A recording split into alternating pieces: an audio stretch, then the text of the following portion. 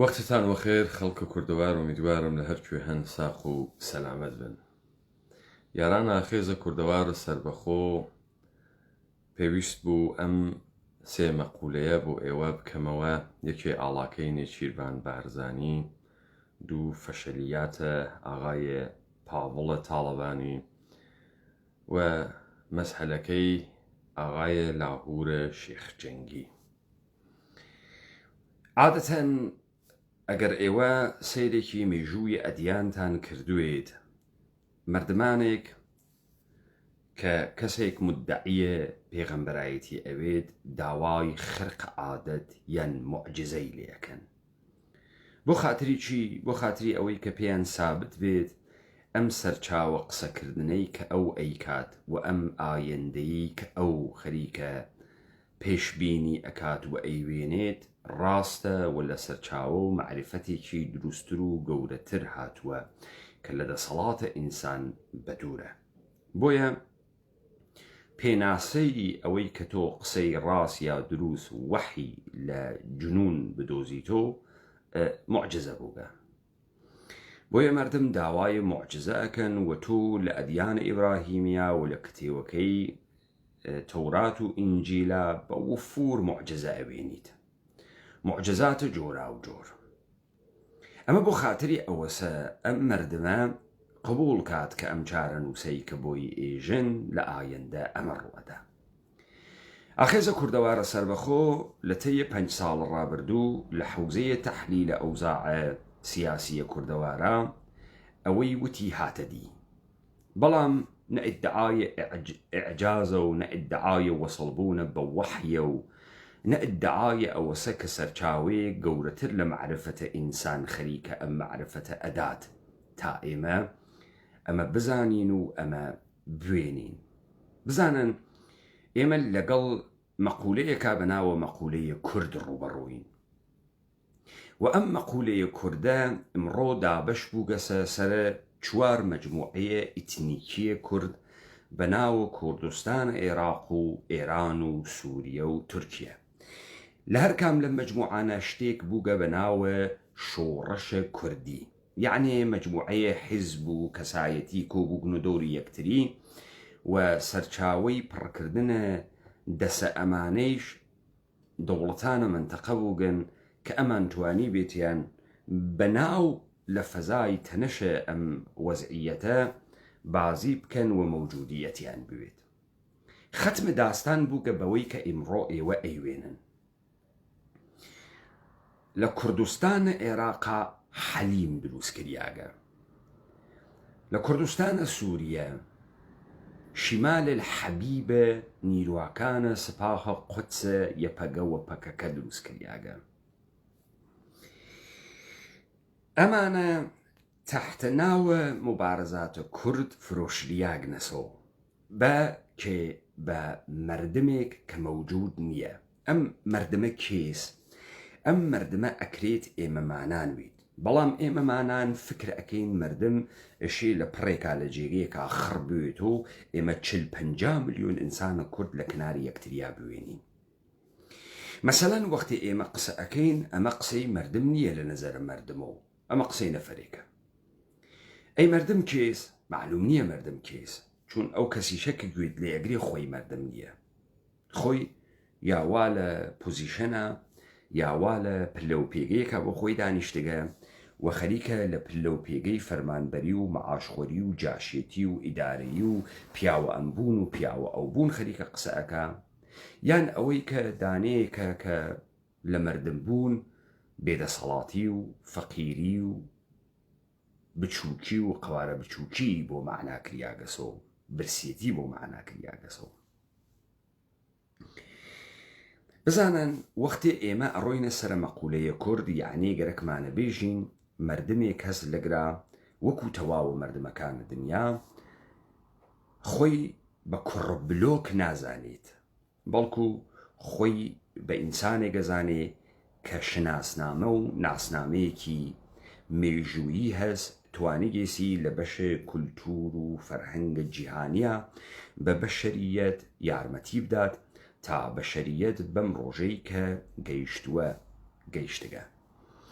یعنی ئەوەی کە ئێمەیش بێبەش نەبووین لە دروستکردنە ئەم تەمەدونە بەشەریە، لە دروستکردنە ئەم جەهانە و لە دروستکردنە ئەم ڕەوتەی کە واین تێیە بەخاس یا بەخراو. بۆیە ئێمەمانانیش وەکو هەر ئینسانێک هاین بە شوێنە سەروەریە خۆمان، هاین بە شوێنە ئەوەی کە دنیا باشتر بکەین و هاین بە شوێنە ئەوایی کە لیاقەتە خۆمان نیشان بدەین و بۆ ئەمە پێویستیمان هەست بەوەی کە بتوانین ئازاد بین تا بتوانین بەرهەمهێنەر بین، تا بتوانین شوێنە دەسە خۆمان لەسەر ئەم دنیا دابنین و کەس نەتوانێ بە کارمان بێنێ زەبوونمان بکات و لە بینمان بوات. ئەگەر واسە هەر ئەمانەی کە کورد بە ئیتنیک ناو ئەوەن تا ئەم دەقیقە نەیانتوانیگە پرۆسەیە ملت سازیە کورد بکەن. یعنی چۆن؟ یعنی بەو مەعنا کەسێک لە ئیلام و ئەحساس بکە هاوسۆزەتە کە کەسێکە لە دیاربەکر. ئیستەیشە ئەگەر فشار بێری بۆ خەڵکی سلێمانی و خەڵکە هەولێر، فشاریان بۆ بێری بە تۆ ئێژن ئێرانی. کارت چیە بەسەر ئێمەوە؟ ئێمە عێراقین. ئەها ئێمە حکوومەتمان هەست تۆ نێسە، ئەها ئێمە وەنەوشەمان هەست تۆ نێسە، ئەها ئێمە چاڵە نەوتمان هەست تۆ نێسە، ئەها ئێمە وەزمان خاسە تۆ نێسە. دیقە دیقە بەچی ئەم حکوومەتە ئەم بەشە لە قەومە کوردە بەناوە حکوومەتە هەرێم خەریکە خۆی فشەکاتەوە بەسەر کوردەکانەترا؟ ئێوە قارەمان نەبوون، ئێمە قارەمان بووین، شەڕمان کرد. دەرسوورەتێکە درۆکن، قارەمانیش نەبوون و شەڕیشیان نەکرد. ئەگەر مێژوویەکی تاریخی لە پشتیانەوایە، ئەگەر لە 1920 کە ئەم بەشە لە خاکە تعلیق نەوایە و لە 1921 نەخرێتە سەر عێراق بە مەرج و ئەمانە ئەم حاڵەتە بینوملەلیانە تاقی نەکردایەتەوە، ئەو جار ئەمانە نەئەگەین بەڕێککەوتنەکەی واتە کە سەدام حوسێن ناکردیان و ئەم سێ ئوستانەی پێیاندا وەختە خۆی و لێو دوانە چوونە ژێرەباری بۆ خاترە ئیسرائیل و ئێران. ساڵە 92 شەکە سەدام حوسێن حملەی نەکردایەتە کوێیت و ئەگەر بابا ئەمریکا نەهاتایە نە ڕاپەڕی نێبوو، نە داپەڕی نێبوو، نە حەلیمە کوردستانێ بوو. ئەمانە بەچی لە ذهنیەتە هەر ئەم مردمەی کە پێی ئێژن کورد یعنی زوانی کوردیە تڕۆ بووگەن بەوەی کە لە ماوەی ئەم 30 ساڵ دەسەڵاتداریەتیە داخ و زوو خفرێن یا دڵە کوردەکانە بەشەکانتر، کوردەکانە بەشەکانتر یان بە کزۆڵی دی تانەوتە شەریان لێیاندا، خۆیانیان لێ فش کردو، دەستێ وەردانیان کرد بۆ دەوڵەتەکانیان لە ناو هەرێمەکانە ئەوانە کۆمەلگای مەدەنی و ئەو فەسادەی وا لە ئەم شارانە دەسی پێکرد بە پوڵ و پارەی ئەوان بوو، بە پوڵ و پارەی پارتی و یەکێتی بوو کە حکوومەتە عێراقی پێیانیەدا، کە ئەربابە ئەمریکایی و ئێرانی پێیانیەدا. ئەوانە نەقشیان بوو بەمەی کە ئەم خەڵکە کاولکەن، ئەم خەڵکە نابودکەن، کوردبوون نابودکەن، نەقشیان بوو بەمە. ئایا ئەمان پێگەی ئیجتیماعیان بوو؟ ئایا ئەمان پێگەی مردمیان بوو؟ بە هیچ شێوەیەک نە پێگەی مردمیان بوو نە پێگەی ئیجتیماعیان هەس. ئەی چێ ئەمانەی هێشتگەس و کاربوردە ئەمانە چییە؟ بۆچی ماگنۆ تا ئەم دەقیقە؟ دلیلەکەی ئەوەسە کە حتا زیاتر بتوانن نەمادێک بن لە نابودی و لە کابوولیە مردمە کورد. خۆ ئەمانە لەم بەشا فەشەلیان هاوردگە بە تۆرە مطلق. حدە ئەقل لەلایەن ئاخیزە کوردەوارە سربەخۆ بە مشتێ فاسد و بە مشتێ بێ ئێرادە و بە مشتێ نەزۆک قەڵەمداد کریاگن. بۆ چون ئێمە شۆڕشە واقعی ئەەکەین و تەعبیرە واقعیە لە خۆمانەکەین. بزانن ئمڕۆ خەریکە لە حەلیما یەکسری ئەتفاقاتەکەوێ تۆ هەڵوێست لە هیچ کەس ناوێنی، لە هیچ کەسێ هەڵوێست ناوێنی. گشتی ترسیاگە، گشتی خۆی شاردەگەسۆ، ئەمە هەمان مردمە ساڵەکانە 90، هەمان مردمە ساڵەکانە 80. بەڵام ئەگەر تۆ لە پڕێکا دەسەڵاتی شێواند و خەڵکەوتە تاڵانکەری و پەلامارە ئەسڵحیداوە داستانێکی تری هەست ئەو ئیتر ڕەبتی بە شۆڕش نییە ڕەبتیشی بە شۆڕشگێڕی نییە ڕەبتیشی لە بە شوێنگەڕانە ئازادی و عیزەت و کەرامەت و سەرزەمین و ئەوانە نییە. بزانن بنەماڵەی بارزانی هەروە زۆر گەرەکیانە خۆیان بە نەمایش و بە تەعاتر و بە نۆکەریە دەوڵەتانە منتەقە بە ناوە نوێنەرە کورد معرەفیکەن. وەختێ تۆ ئیدەت نەوێت، وەختێ تۆ مەتنە نەوێت، ئەکەویتە نەمایشە خۆتکردن. مەسەڵەن تۆ زۆرە نییە، مەسەڵەن تۆ کاورایەکی بێهێزی تەکی خەڵکیە ئەوێ تۆ شەڕەئێژی من دەبرام هەست، من لە فلانە عەشیرەتم، من خەڵکە فلانە شارم. بۆ لەبەرەوەی کاورە لێت بترسێ، چون تۆ عەمەلەن نە زۆرە هەست، نە شجاعەتە هەست، نە شەهامەتە هەست، هیچ کامیانە نییە. فەقەت گەرەکتە بێژی پشتم پڕە و خەڵکم وا لە پشتا و ئەم خەڵکە خەریکە من ئەپارێزێ. لە حەلیمیش واسە تۆ ناوێنی ئەمانەی کە پێیان ئێژن سەرانە کورد بۆ کورد قسەیان بوێ بیکەن. یعنی تۆ بوێنی ئەمانە هەفتەیە 4 ساعات 5 ساعات بێن بۆ ئەم مردمە و بۆ خاتری ئەوەی کە ئەم مردمە ئامادە بن بۆ گەیشتنە بە تەمامە پۆتەنسیێڵەکان و ئستعدادەکانیان قسەیان بۆ بکەن، ڕەحبەریەتیان بکەن، ئیلهام بەخشیان پێ بکەن، پێیان بێژن کورد کێس، کورد بوون چه شەکلیە، دوژمنە کورد کێس، هەچێکیان نییە. ئەی چۆن گەرەکیانە بەسەر ئەم مردمە و بمێنێنەوە بە نەمایشکردن. نەمایشەکەیش چییە؟ ئەوە سەرۆکە وڵاتە فەڕەنسا هات بۆ لامەن، فەڕەنسەمان لە پشتە، ئێمە و هاوپەیمانان بابە تۆ لە هیچکوێ ئەم دنیا هیچێ نییەی، هیچێ نییەی. تۆ لە 10 کیلومتر ئەولاترە ماڵەکەت پیاگ نییەی، هەر کەسێ بگرێ 2000 شەقەتەی هەڵەدا. دەی تۆ گەرەکتە چۆن خۆت نیشان بەی پیاەکی مهمی؟ تۆ نەتوانیکتە کەسی ڕابکێشی بەرەو خۆت کە ئەم ئینسانە حازر وێت لە گیان و لە ماڵ و لە تەواوە وجودە خۆی بگوزەرێ بۆ تۆ ئەم مردمت بە ئیمکانیاتی گرتگە، بە مادیاتی گرتگە، وا سەرچاوەکەی نێ لە دەسە خۆتە، وا لە دەسە ئەربابێکی تراوە ئەیدا بە تۆ، و تۆ عیدەیە کە فێرە پوڵ خواردن و مشە خواردن کردگە لە دەورە خۆتە. نمونەکە ئەوێتۆ چی؟ نمونەکە ئەوێتۆ ئەو حرەکەتە ئەحمەقانەیە وانە چیروان بارزانی چووگەسە مەراسمە تەحلیفە ڕەئیسی، یەکێ لەو جنایەتکارە ئەحمەقانەی لە خۆی و خانەوادەی ئەحمەقتر ئاڵا پەڕۆینە کەسیفەکەی ئەوانی بەرزەو کردگەسەوە. ئەوڵەن بابزانی دەوڵەتە ئێرانی وا لە سەروبەندە گۆڕانە و خۆیشی ها بە شوێنە فدرالیزم بازیە ئیداری و حیزب دموکرات و کۆمەڵە و پەکەکەیشی واتەکە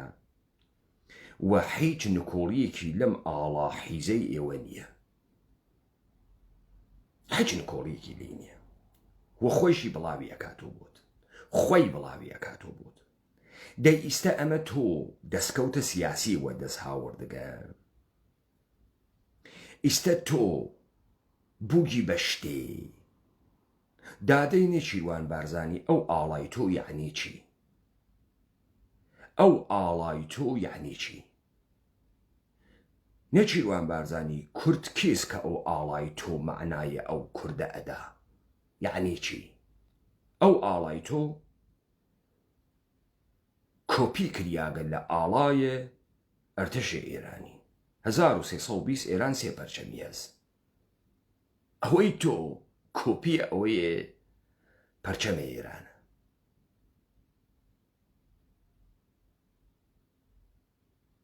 خۆ وەختێک مردمێک سەری نەوێت، مردمێک زوانی نەوێت، وەختێ مردمێک قسە نەکا، ئەژێ لە جێگەیەکا مامۆسانەوێ کەڵەشێر بڵقاسم بەگە. بۆ ئێمە بەگەیگین بە نامەردمی چون ئێمە حەج کامان فک ناکەین مردمین و قسە بکەین مردمین. دەرنەتیجە منتەزرین 40-50 ملیۆن ئینسان بێتە ناوی خیابانەوە بێژین ئەمە مردمە، وانییە. تەکتەکە ئێمە مانانێک لە پێگەی مردمە و وێسیاگین مردمین.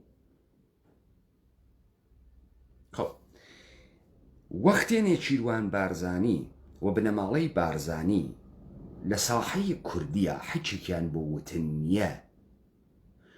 چۆن گەرەکیانە بە ئەم کوردبازیە بازی بکەن بە نەمایشکردن.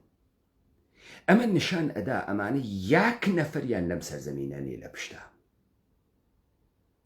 ئومیدیان نییە بەوەی کە ئیمکانات و مۆرەکە لە دەستیان دەربچێ یەک نەفەر بە دەودیانەوە بمێنێت. خۆ بابەم دەسە بێنە سوراغ ئاغای پاڤڵە تاڵەبانی. ئاغای پاڤڵە تاڵەبانی تۆ ئەزانیت کاورایەکی فەشەلی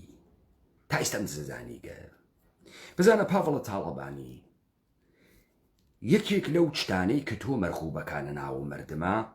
حرەکاتێکی وەکو ئەو مردمەسە حرەکات نەزوال. بزانە ئێمەی کورد یەک سری حرەکاتە تایبەتە بە خۆمانمان هەست لە قسەکردنە، لە هەڵس و کەوتە، لە دەستەکاندانە، لە دەربڕینە ئەواتفمانە.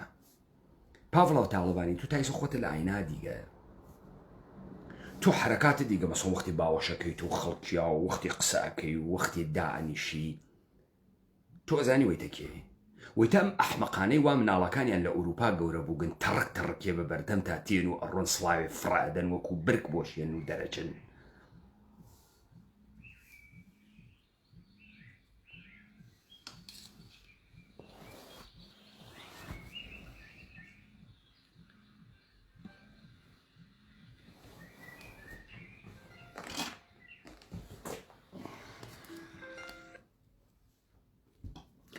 تۆ حرەکاتت وەسە دانەیە ڕافە ئینگلیسی نەک ئینسانە محتەرەمە ئینگلیسیە. ئەزانێ ئەو کەسەی تۆی بردەگە لەوێ داینیاگە بۆچی داتینیاگە بۆ پیتەخەنە داتینیاگە. تۆ بە حیاتی ناتوانی بەسەر ئەو جامە حکوومەتکەی چون ئەو مردمە لە خۆتی نازانێت چون تۆ حەچێکە وەکو ئەو مردمە نییە. تۆ دانەیە ئەحمەقی وەکو ئینگلیسیەکان کە لەی سەرەوە تێخەتاشی، دانەیە ئەحمەقی هەڵسوکەوت و ئێژی مناڵە ڕافەکانە ناوە خیابانەکانە مەنچستر و بریکستنە لەندەنە.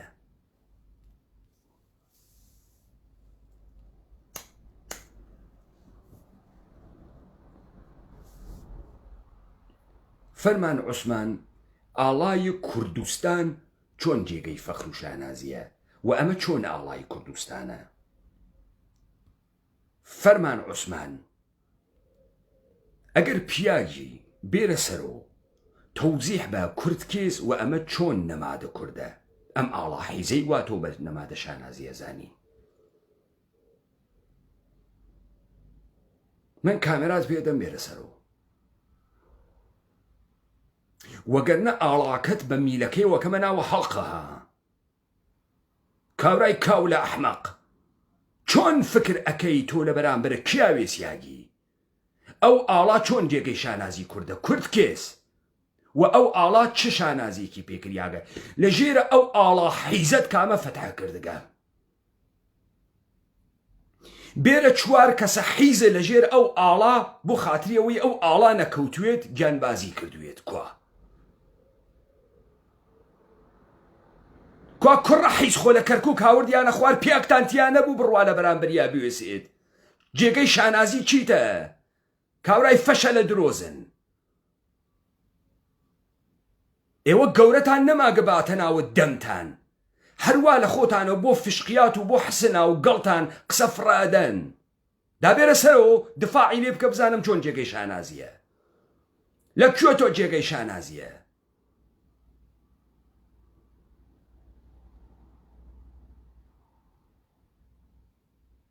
وەستا محەممەدە چوچانی دەی چوچانی ناوە دەی تۆ ئەگەر تێبگایی تا چوچانە ئەنیا قەی خوات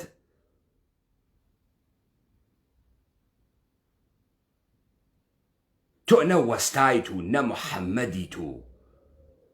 نە چوچانی دابێرە سەرۆ بزانم بۆچی تێناگەی ئەقڵە تۆ ئەرۆر ئەدا وەکو تۆ قسە ناکەم کەس و کارە تۆ چۆن قساکەن دابێنە سەر و چۆن هەڵوێستانیە بەرامبەر بەم تێ هەڵدریاگیەوە لە سلێمانی و هەولێرە خەریکە ئتفاقەکەوێت و دەمتان بەستگە پیاوتانتیانە دەم کاتۆ مەوزا بگری ئادەی چۆن هەڵوێستانیەوە چۆن هەروە لە خۆتان و قسە فڕە ئەدەن ئێوە پیاگن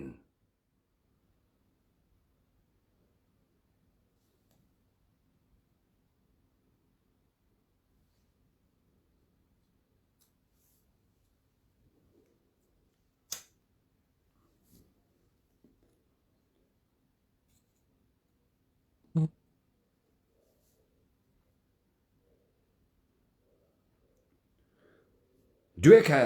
بنەماڵەی تاڵەبانی پاڤڵ تاڵەبانی چووگە 600 نەفەر پیاماقوڵ و سەرۆک عەشیرەتی هاوردگە بۆ پیاماقوڵیشی واتیا مەگەر سەرۆک عەشیرە یعنی چۆن ئەمانە سەرۆک عەشیرەن ئەی تەکلیفە ئەو مەردمەی وا سەرۆک عەشیرەی نییە چی چۆن تۆ شەفافیەت بەرامبەر بە مەردم نییە بەرامبەر بە خەڵک نییە تۆ سەرۆک عەشیرەت بۆ بان کردگە تۆ ئەگەر پیاک بووای تا ئەهاتی دادگا دائەنیا لە بەرچاوی مەردمە بۆ یەک نەفەر لەم سەرزەمینەیە خە بە تۆ ناگرێ ئەوانەی وانە هەولێر و سلێمانی هەموویان سەر بە عەشیرەن سەرۆک عەشیرەتیان هەست ئەی ئەو سەرۆک عەشیرەتانە بۆ نایەن بێژن تۆ چیت وت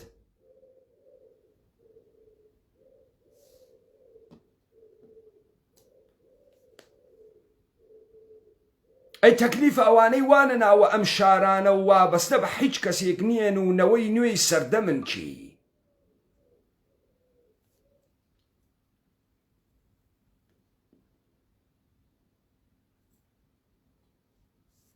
دابزانین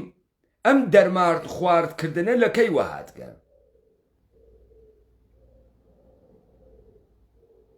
تۆ باوکە خۆتە دەرمان خۆرد کردگە هێرۆی دایکە کردگێسی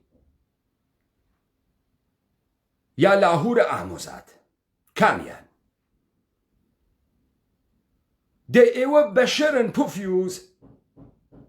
وا یەک بۆ یەکتری تەوتە ئەکەن کوڕ بۆ باوک ئامۆزا بۆ ئامۆزا دەی میلەتی ئەگەر میلەتوێ ئێوە تەحملەکە بەسەر شانە خۆی دەی ئەگەر ئەوانەی پیاوماقوڵ و سەرۆک عەشیرە وایەنە نایەنەدا ناو دەمە تۆ بێژن کاورای بێتەربیە تۆ لەکوێ تەربیەت کریاگی دەی ئەگەر ئەوانە سەرۆک عەشیرەت وایە ناو پیاماقوڵ و کورد وایەنا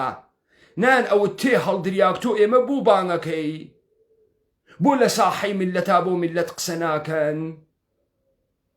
کێن ئەم گەندەڵە فاسدانەی تۆ بەناوە سەرۆک عەشیرەت بردنتە ئەوێ کامە ناو عەشیرانەی وا ئەمانە بە سەرۆک و خۆیان ئەزانن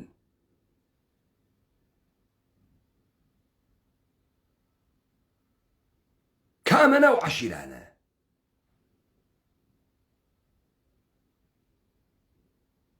تۆ چۆن لە مەسئلەی فەسادە ئەمیقێکی ئاوا کە دروستان کردگە وا تۆ لە ناوە بنەماڵەکەی خۆتا ئیستە معلوم نییە جەلال تاڵەبانی تۆ کوشتە یا لاهور کوشتی کامتان کوشتتان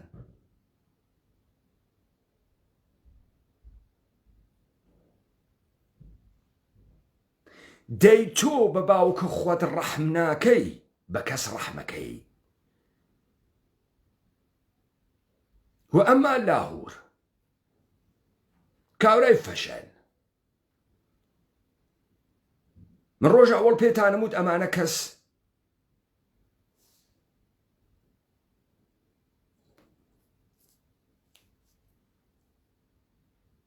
بە هیچیان نازانێ وەلی ئەزانی چه ئەتفاقی کەوتکە خەڵکە حکوومەتە حەلیم ئەم خەڵکی کوردی فاسد کردگە بەچی بە میدیا و بە تلویزیون و بە خۆفشۆکردن چۆن بە خۆفشۆکردن ئەوەی کە ئەمانە هەرچی شتە لە ئیمکانیاتێکا دەستەبەری ئەکەن و ئەحیانەن ئەرباب هەسی مثلا فكرەکەن بە نەمایشە چەک و ئەسلحەدان، بە نەمایشە 100 نەفەر 200 نەفەر ئینسانە تێ هەڵدریاگە بە ئەسلحە قدرەت ئەنوێنن.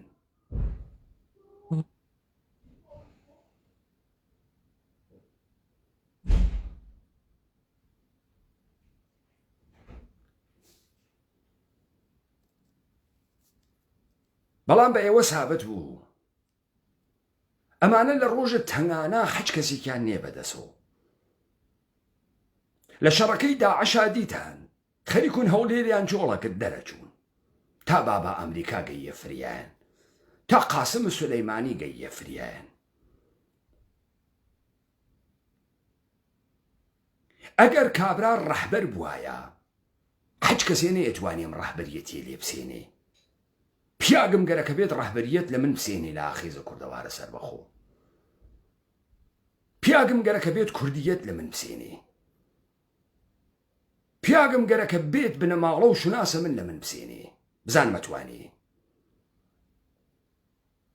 ئەوە نیە ئەخوڕم بەمە لە گشتتانە. دەی ئەگەر لاهور خۆی گەورە کردایە کەس ئەیتوانی سەرۆکایەتی لێ بسێنێت.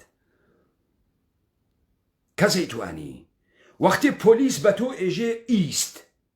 پۆلیس تۆ ئەکا بە ئۆبژەی خۆی، و تۆ ئەبی بە ئۆبژەیە قانون، و تۆ ئەڕۆخی. وەلێ وەختی پۆلیس بە تۆ وتی ئیست، تۆ لاوە کردو و تۆ خواد ئیست کاولای کاول. ئەو وەختە پۆلیس و دەسەڵات و قانون ئەبێ بە ئۆبژەی تۆ. وەختێ پەلامارە لاهوریاندا پێیان وت تۆ تاوانباری، و لاهور نەیوت خۆت تاوانباری، لاهور چووە جێگەیە ئیتتهام و متهم بوو، ئۆبژە بوو بە ئۆبژەیە. پاڤڵ دێ ئەگەر لاهور پیاگوایە خۆی گەورە کردایە کەس بوو بتوانێ پێی بێژێ تۆ سەرۆک نیت. ئەو ئەژدادە سەرۆک نییە. ئەو تۆ کێی؟ ئەو تۆ چۆن پەلامارە منە دەی؟ ئەو تۆ چیەکەی لە ماڵەکەی منە؟ ئەو تۆ قەڵەتە کرد کودت تا بەسەر منا کرد. دێ ئاخر ئێوە پێتان وایە ئەم گەلحۆ لە دژە تەرۆرا کارە ئەمنیەتی کردگە بە فاحشە و جەک و جندە و بە مەلا. دەی چۆن نەیزانی تەوتە ئەیبەر عەلەیهەکەن؟ دێمە چ دەستگاهە ئەمنیەکە؟ ئەمە چ برای تێ هەڵدریاگەکەوا لەنا ئەوە دژە تەرۆرا نازانێ بە ئیتتفاقە گەورەی ئاوان لە بنە گوێیە ئەتتفاقە کەفێ. بابا ئێوە حەچی شتانە نەمایشە مشتێ فەشەلن، مشتێ کاولن. بێ بڕۆن تەحلیلەکانیان گوێ بن. کێ دەسی کێی وا لە پشتا؟ ئێران وا لە پشت ئێران وا لە پشتە یەکێکا یعنی چی؟ ئێران وا لە پشتی یەکێکا یعنی چی؟ یعنی هێزە سەربازی تێرێ، یعنی پازدارە بۆگەنە تریاکیە کرمانی تێرێ. یا منزورتان ئەوەسە ڕێگەیەک هەز کشوەرێک هەز بەناوە ئێران لە چوارچێوەی بینولمەلەلی سەرزەمینێ ئەنێتە ئەختیارە تۆ نەوتەکەت بۆی لە دەریا بیفرۆشی. بەوە ئێژی لە پشت بوون تۆ ئەتوانی نەوتەکە بفرۆشی.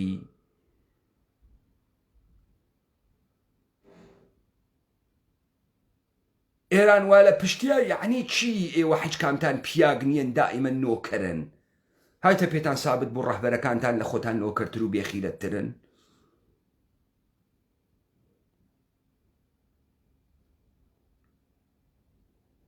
هایتە پێتان سابت بوو ئەمانە عەقڵیشیان نییە، فەقە وەکو حەیوان ئەتوانن بخۆن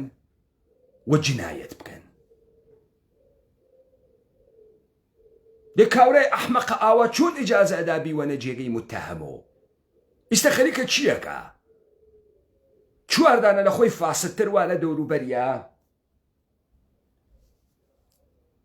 ئەوانە مەسەڵەن تەرەفدارن لاهور تیمی فوتباڵە و فیکە و چەپڵە لێدان.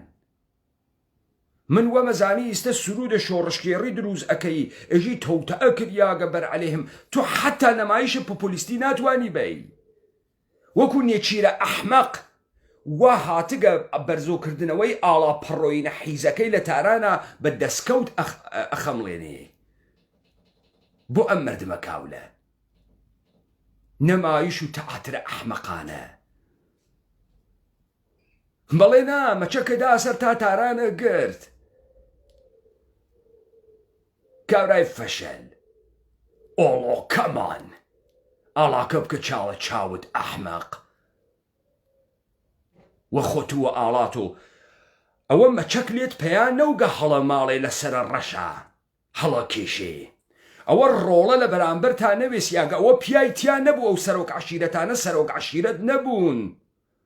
سەرۆکە میزەڵانین ئەر پیاگ وایەنە یەکێکیان خۆی وە پیاگ بزانایە خۆی وە خاوەن عەشیرە بزانیە ئەیدا ناوت دەمە پاڤڵ ئەوە ڕۆڵە جارێت تۆ دروست بڕۆڕێوە دروست قسە بکە کاورای ئەحمەق تۆ کێ تەربیەتی کردگە کێ تۆی هاوڕگەسە ئەگرا کورە من هەر ئارم تێ بێم تۆ بوێنم دێ تۆ پیاگی دێ تۆ سەرۆک عەشیرەتی وان قسانە ناتوانی بکەی بابا ئێمە سەرۆک عەشیرەتمان چاو پێکەوتگە ڕیش سپیمان چاو پێکەوتگە لقمانێ بوون بۆ خۆیان خۆیانیان بە ساحی و دەسەڵات دەزانی چۆن 600 دانە تێ هەڵدریاگ ئەڕۆن پاڤڵ ئەوێنن یەکێکیان قسە ناکە چۆن 600 دانە تێ هەڵدریاگ ئەڕۆن پاڤڵ ئەبینن لە بەردەمە پاورە هەڵەسن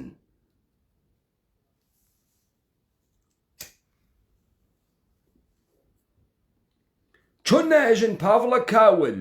ئەمە ئامۆزای خۆتە لە توخمە ئێوەس خۆ ئێمە نەمان هاوردگە ئێوە هاوردەکتانە ئەگەر دزە تۆیش دزی ئەگەر حیزە تۆیش حیزی ئەگەر پیاوکوژە تۆیش هەی تۆ لەو خراوتری دێ ئەمە تەوهینە بە عەشیرەز ئەگەر عەشیرەیە ماوێت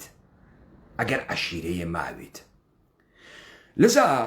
واجبە ئەم اتفاقاتانەی وا لە حەلیمە ئەکەوێت تەحلیل بکرێ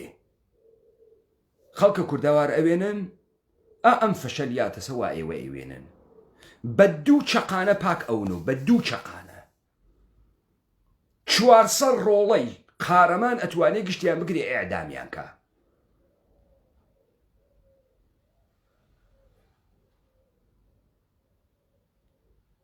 بەچی بە فشەفش مەگەر نایانەوت لاهور 10,000 نیروی مسلحی هەز کەریش ئەسلحەی فرەی وابێ ئەتوانێ کەڵکی لێ بگرێ کورە ڕۆڵە ڕەهبەرە ئینقلابی بە ئیرادەی ئینقلابی و دیارە بە ئیرادە دیارە کەرە دەم چەرمک لە ناو کەرانە فرەس بابزانی ها ئیرادەت نییە لەو حێزی مسلحتە ئەستفادە بکەی دێ هەڵەگرکە بۆ کەی هەڵەگرکە بۆ کەی مەسەڵەن تێ هەڵدریاک 20 ساڵی تریش وە خفەت و وە حیزی بمێنی تۆ دێ ئەوە ژیانە تۆ وە حیزی بیکەی تڕۆ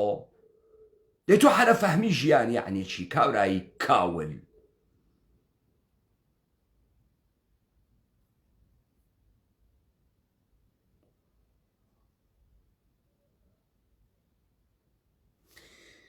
با بزانی مشتی جنایەتکارە قەوارە بچووکن نەمایشی تەپیانداگەسە سەر ئەم خاکە دەفێژن ئەربابمان میتە تورکیەز ئەربابمان ئیتلاعاتە ئەربابمان ئامریکاس نەخوەت عەدەدێکی نە ئامریکات عەدەدێکە نە ئێرانە حیچ پۆخێکە نە تورکیەت حیچ پۆخێکە گوایە مشتی فاسدە دروست کردگە بە بڵاوکردنەوەی پۆڵ و ئەوانیش بەوەی کە دانەیە سنەی بێت سواڵە کاریان لێ بکا و دانەیە مەریوانی و دانەیە قامشلووی و دانەیە عەفرینی هەست بەبوونەکەن لە خۆیانە وەڵای من وە زەبان زۆر خۆشە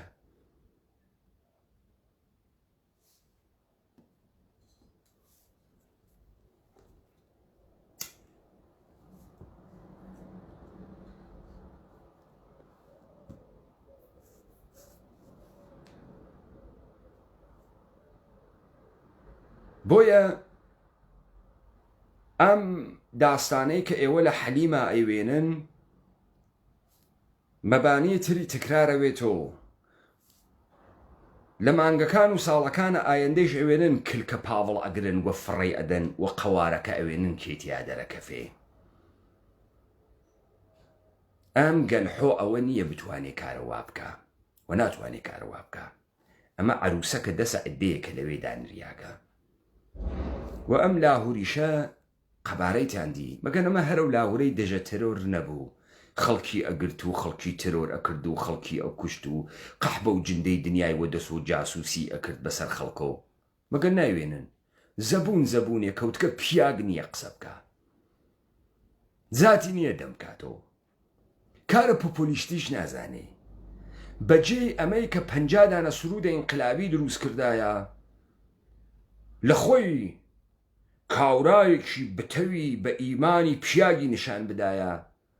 دانەیە تێ هەڵدریاگی نیشانداگە بەندە تێ قساکە ئەمە ئەو نەمایشە کوردبازیە سەوا لە حەلیمە کوردستانە ئەکرێ ئێمەش بۆ خاترەوەی بەر بە عەلیە خامنەئی وە جێنشینیەکەی عەلیە خامنەئی بگرین ئێشە کلکە ئەمانە لە هەرێمەوە بخەین لە هەرێمە کوردستان وا وەسڵ بوو بە نەمایشە ئاڵا و ئیستە بنەماڵەی فەشەلە درۆزنە بارزانیە بەکری گیریاک بە عنوانە دەسکە و دەیسێنن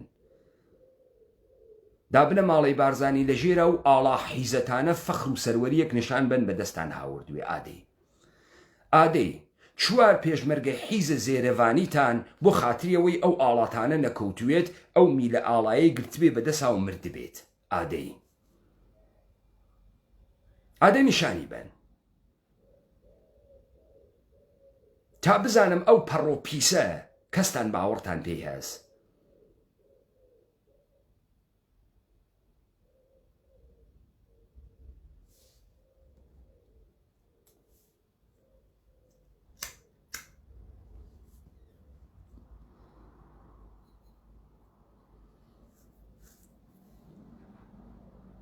ئەم کەلامە کەلام مردمە و ئەم کەلامە ئێوە نابود ئەکا ئێوە نابود بووانە فەشەل هاوردگانن لە ناو مردمێکە وا گەرەکتان وگە بە واقە بیانگرن بە نەمایش و بە تەئاتر و بە میدیای ئەحمەق و بە نەمایشە تەزویرە چەک و ئەسلحە و پوڵ بە نەمایشە تەزویرە مردمی بوون ئەو 600 پیاگە تۆ بانگەکردن پاڤڵ نە سەرۆک عەشیرەتن نە نوێنەرایەتیە هیچ عەشیرەتێگەکەن نە ماقوڵن نە پیاگن وا ئەگەر کاورا 70 ساڵی سیوەڕیش چەرمەگەم مردمێکە مشیایە ئەقڵی بوایە مردمەکەی خۆی تڕۆ نەکردایە بەهاتایەتە خزمەتە تۆ مەشیای بچوایەتە خزمەتە ئەوان دەی ئەوان پیاگن تێنە دەستبوسە تۆ دەی من عەشیرەتێکم بووە 50-20 هزار نەفەر سەرۆکی بم چۆن عەشیرەتە خۆم ئەشکێنم تێم بۆ لای تێ هەڵدریاگی وەکو تۆ تێمە سڵاو و دەسەماچەکەم یا تۆ ئێشێ بێبێ بوویتۆ نۆکەرە من و عەشیرەکەم تا من تۆ تەئیدکەم تا بێژم تۆ بەشەریش هەی تا بێژم من متمانەی خۆم و عەشیرەکە پێ ئەفرۆشم دێ ئەمانە سەرۆک عەشیرەتن من نازانم ئێوە بێژن ئەمانە سەرۆک عەشیرەتن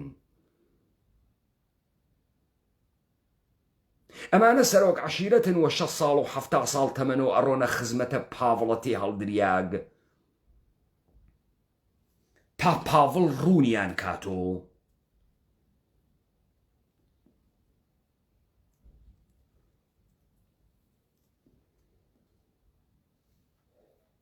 ئێوە لە کەیوە پیاگێتیتان تیا کوژیاگە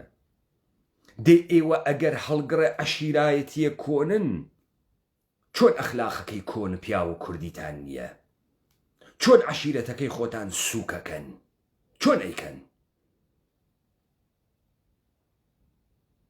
ئیستە من ئەگەر سەرۆکی عەشیرەتێ بوایەما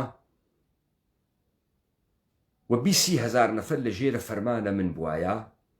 وكس لقسم در نچوايا من خوم وزن بوم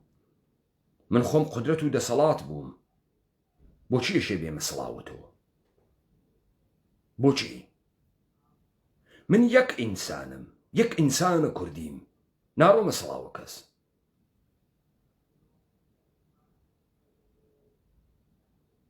کەس لە خۆم بە پیاکتر نازانم کەسیشم پێ سووک نییە چۆن ئەم عەشیرانە لە هەرێما دەم ناکەنەوە چۆن ئەم خەڵکە سەر بەم عەشیرەتانن دەم ناکەنەوە چۆن وە کاورای کاو لە 70-80 ساڵە نایژن ئەرێ تۆ چۆن بووگی تۆ سەرۆک عەشیرە دێ تۆ ئەقلیشە ئەگا سوڵحکەی تۆ ئەقلیشە ئەگا کەنیشک بەیتە شوو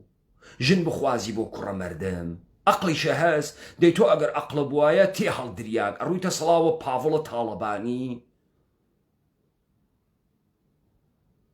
ڕوویگی 20,000 دۆلارە بەناوە فڵانە عەشیرەت خسکەسە گیرفانە دەی تۆ پیاگی دەی عەشیرەتەکەت عەشیرەتە وا لە تۆی قبوڵەکە تۆ ئەوان بەکاربێنی بۆ 20,000 دۆلار و 30,000 دۆلار ناوە ئەوان سووک و تڕۆکەی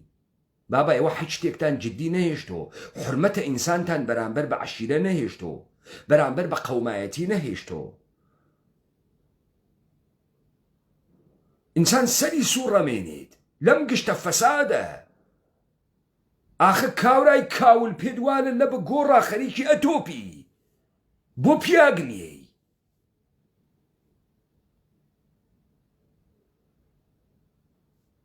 کەی گەرەکتە پیاگوی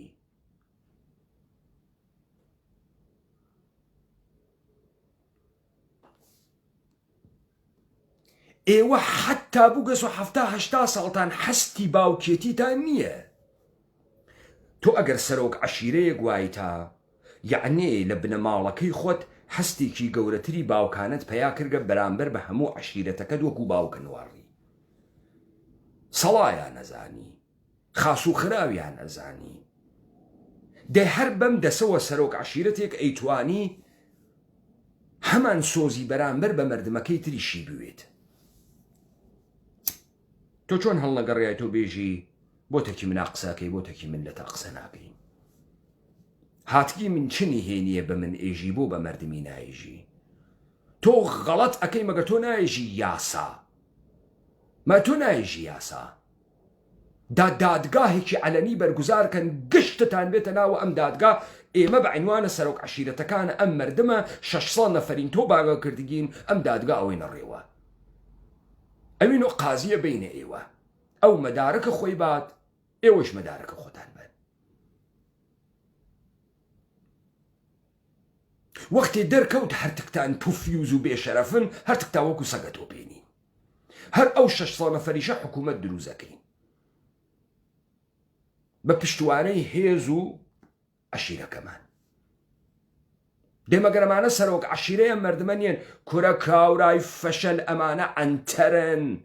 ئەمانە عەروسەکن دیوەخانتان دروست کردگە بۆ مشتێ قنگپان بەناوە سەرۆک عەشیرە هیچ سەرۆک عەشیرەتێ نیەن مشتێ دولارتان خسکەسە بەردەسی ئەم مردمە بەبەختە بە ناوی سەرۆک عەشیرە بڕواتە سواڵیان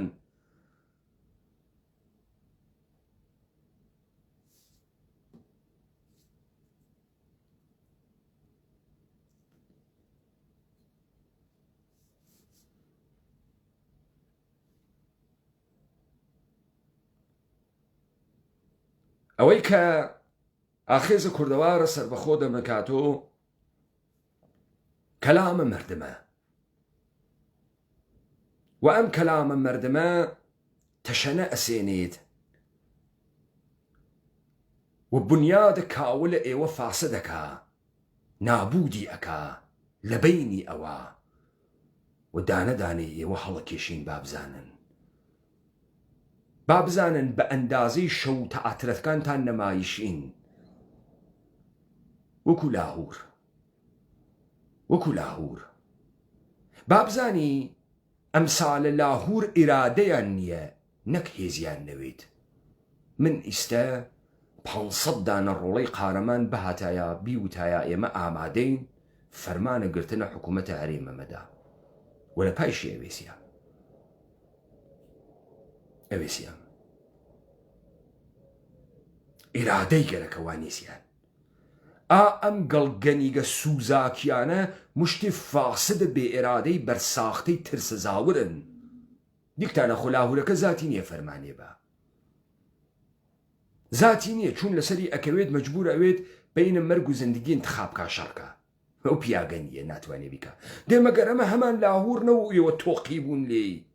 وی باوکجان و ئەمان خوات و دیژە ترۆری هەست و دیژە ترۆر زۆر خەتەرناکە کوە کرمیتە بێخەتەرە کوە کورە ڕۆڵە ڕەحبەرە سیاسی ڕەحبەرە گەورەیشی بتوانێ بڕیارە گەورە بدا ئێرادەی بوێت کەرامەت و سەروەریە خۆی و مردمی بە حیچێ نەفرۆشێت حیزەی کەس نەوێ دێمانە حیزە دنیان بۆ خاتریەوەی بەسەر مردمەکەی ئێمەش حکوومەت بکەن مەشەیە مردمەکەی ئێمەشیان وەکو خۆیان پێ بکردایە بۆیە تۆ ئەوێنی سەرۆک عەشیرەتە ساختت بۆ دروستەکەن ئەزانن کاورا چۆن بگەسۆ سەرۆک عەشیرەت بانیان کردگە $5 ملیۆن پێداگە $1 ملیۆن پێداگە تا بڕوا دیوەخان کاتۆ ئێوە لە خۆتان ناپرسن ئەم دیوەخان بازیە چییە لە حەلیمە دیوەخانیان کردگەسۆیەکی تەزویحێکی درێژی قەسقەوانیان گرکەسە دەست و کەلێز لە پان و لایڤ فەیسبووکی هەرچی ڕۆژە گەعدەیان هەست و قنیپانەوە کردگەسۆ بەناوە سەرۆکە عەشیرەت ئەوە سەرۆکە عەشیرەتێ نییە کە عەشیرەتی هەڵی بژاردوێت لە زانایی و لە دانایی و لە گەورەی و لە باوکبوونا بەرامبەر بەو عەشیرەتە ئەوە هەرەو حکوومەتە دروستی کردگە بە پارە وەکو حیزمە لە خاتە خوار و ئەڕواتە بەردەمە لە پاڤڵدا ئەنیشێ نایژی من پیاەکی ڕیشچەرمگم سەرۆکە 15-20 نەفەر ئینسانم تۆ ئێشێ بە ئەحترامە عەشیرەکە نەک بە ئەحترامە ڕیشە چەرمگە کاورا بە عینوانە دەسەڵات بڕۆی دەسە کاورا ماچکەی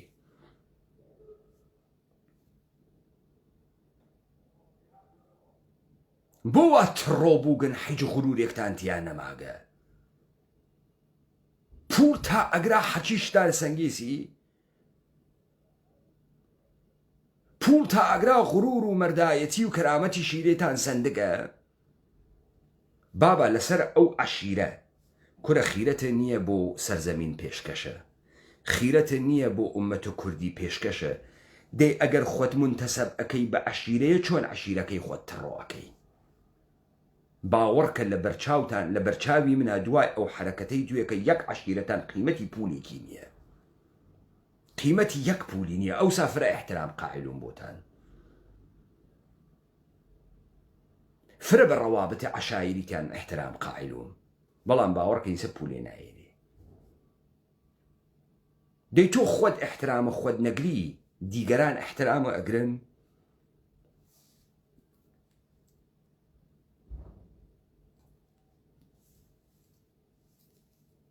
تۆ خۆت سنگ نەدەی بە خۆت دیگەران سنگە پێدەن تۆ ئەگەر پیاگ وایەتا و نەڕوایەتا و ئەوان بەهاتایەنەتە سڵاوە تۆش وەلانەوێکا جواوت باەنەوە وەلی قسەی حەقە کردایە بوتایە هەم لاهور فاسدە هەم تۆ فاسدی ئێمە پشتگیری لە فاسد ناکەین حازرین دادگا بەرگوزارکەین لە بینە هەرتکتانە و دادگاکە بە شەرتی حکومەکەیشی بتوانێت جێبەجێکە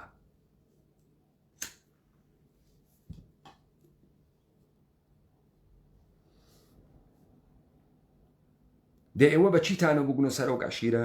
بە عەقڵتان بە معرفەتتان بە تێگەیشتنتان بە چی کاورای فاسد بە چی بگونە سەرۆک عەشیرە وە پوڵ خۆت بیخۆیت و کوڕەکانت و کەنیشکەکانە بیخوا بە ئابڕووی 20,000 نەفەر 30,000 نەفەر عەشیرەیش بازیکەی دێگەرە و عەشیرە عەشیرەوێ ئیستە خۆت و کوڕەکانت و مناڵەکانە ئەداتە بەرە شەق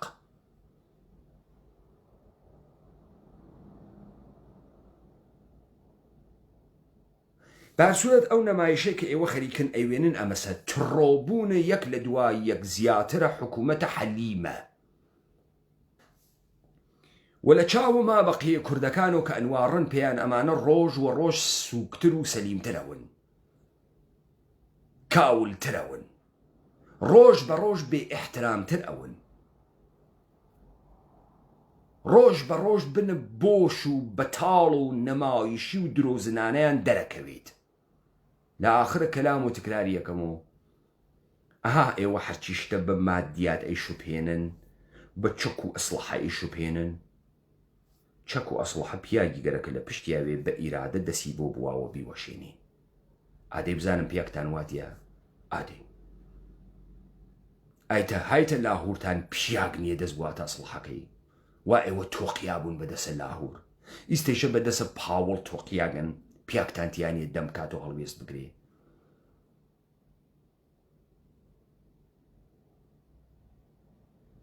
دایەوە خۆش